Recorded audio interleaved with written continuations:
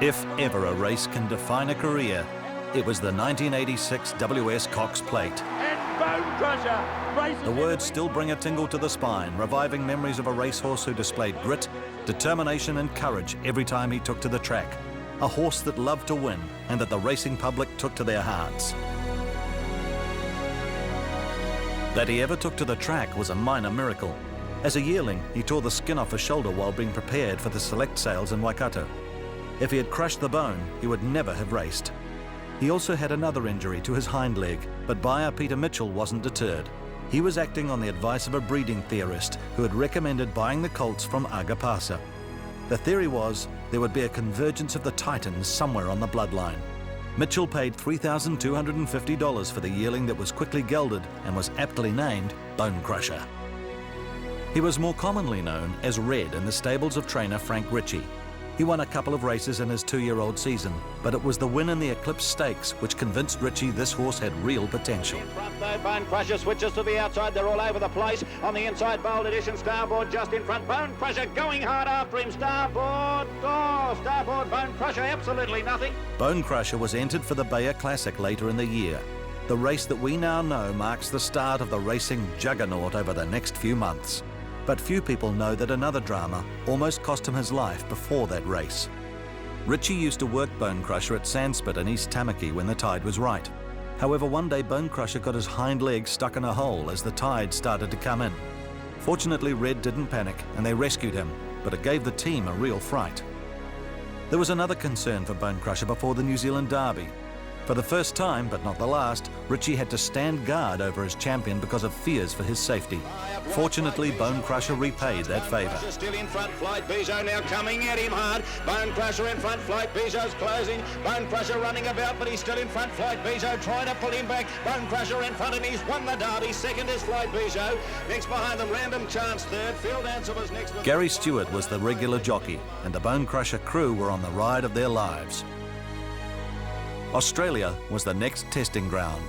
He'd failed to impress on an earlier quick visit. Now the Australians were about to become converts as Bonecrusher claimed the Tancred Stakes. Look at Bonecrusher. Bonecrusher down the outside is coming home right over the top of them. Randon Raven, Bonecrusher. Bonecrusher won the Tancred. What a performance. The following week, it was the AJC Derby. And once again, the Ritchie crew had to provide round-the-clock surveillance on their rising champion. Further out, Bonecrusher taking an age to get going. Easter is going with him, and on the extreme outside, Handy Proverb. 150 out, Terroristus the leader. They're coming from all directions. It's Bonecrusher, Handy Proverb and Drawn. Bonecrusher put his head in front. He's got a great big heart. Bonecrusher, he'll win the Derby. Bonecrusher, too good. Look at the photo. Bonecrusher was tired after the Tancred, and the team knew how much it took to win the Derby. So it was time to go home and freshen for another spring raid across the ditch, this time in Melbourne. The first race was the Underwood Stakes at Caulfield. The odds reflected the growing popularity in Victoria of the horse that was everyone's favourite. The Caulfield Stakes was added to the trophy cabinet 2 weeks later, and then the build-up started for the Cox Plate. The anticipation in Melbourne was electrifying.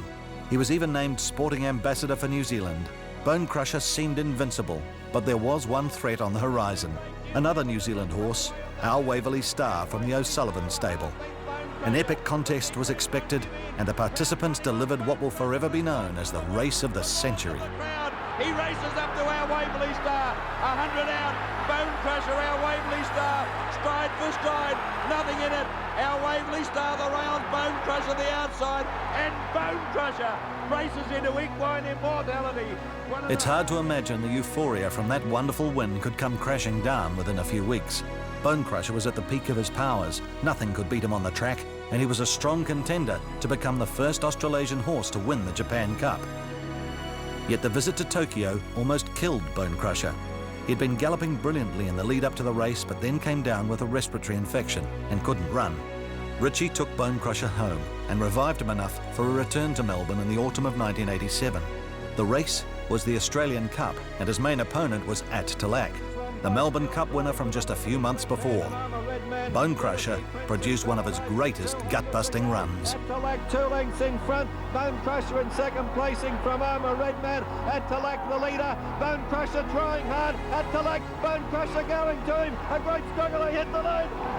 Either Bonecrusher or At Talak, nearly a dead heat. Nearly a dead heat, 90. It was Bonecrusher's race, and it was probably the last time he ran at his peak. The infection in the race against Atalac flattened Red, and he wasn't fit enough to defend his Cox Plate crown.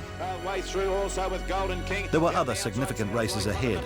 A final Group 1 in the Air New Zealand Stakes in February of 1988. Dariana sounds like fun. Bonecrusher stretching out after them, and Horlicks right through on the inside. Sounds like fun. Bonecrusher, and Bonecrusher got there. Photos. Horlicks second. Sounds like fun. Dariana the next one. And Bonecrusher made it back to Moonee Valley to become part of an historic New Zealand trifecta in the Cox Plate later that year, finishing third behind Poetic Prince and Horlicks.